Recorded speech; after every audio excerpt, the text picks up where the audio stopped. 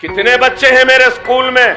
20,000 बच्चों में 600 यतीम, 700 ऐसे बच्चे जिनके वालिद ने वालदा को छोड़ दिया, तो 700 बच्चे ऐसे कि उनके माँ या बाप को सीरियस इलनेस है या कैंसर के शिकार हैं या किडनीज खराब है। रमजान के महीने में एक नई चीज मेरे सामने आई, उस पर भी काम कर रहा हूं।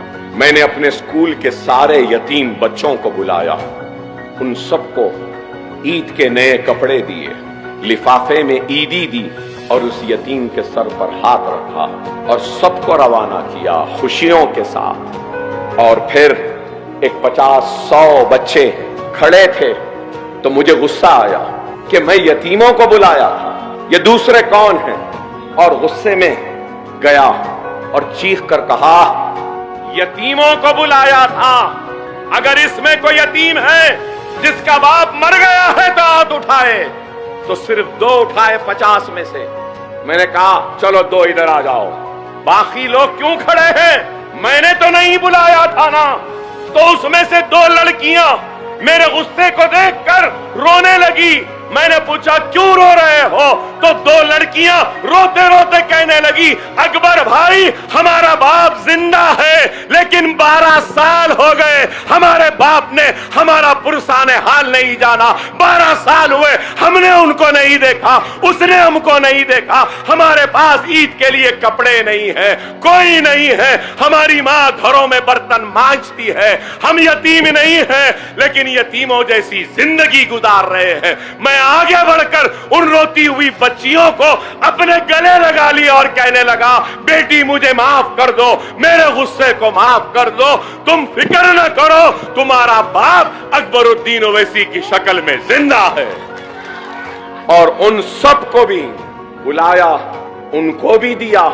उनको देने के बाद जब उनसे ईद मिलने के लिए गया तो और एक चीज सामने आई, शायद करने वालों के सामने ही आता, जिससे कराना है अल्लाह दिखाता।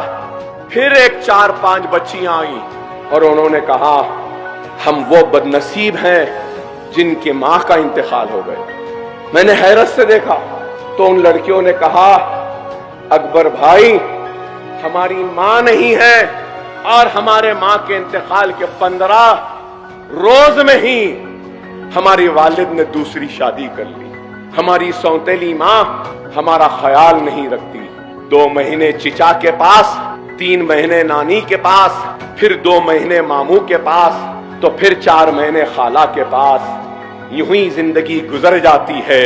आपकी मेहरबानी कि हमको फ्री तालीम मिल रही है, लेकिन अकबर भाई हम घर के नौकरों से बदतर जिंदगी गुजार रहे हैं। सारा घर का काम करवाते हैं, पोछा मारने लगाते हैं, झाड़ू मारने लगाते हैं, हर लम्हे पर हमको हमारी माँ याद आती है। तो मैंने उसी वक्त उन बच्चियों के सर पर हाथ रखकर यह फैसला किया कि ऐसे बच्चियां और ऐसे बच्चे जितने हैं जिनकी माँ का इंतकाल हुआ है और उनका बाप शादी कर लिया, ये बच्चे घरों में काम कर रहे हैं, इनके रहने का खाने का इंतजाम मैं करूंगा और एक इमारत बना रहा हूं जहां ऐसे बच्चों की परवरिश हो।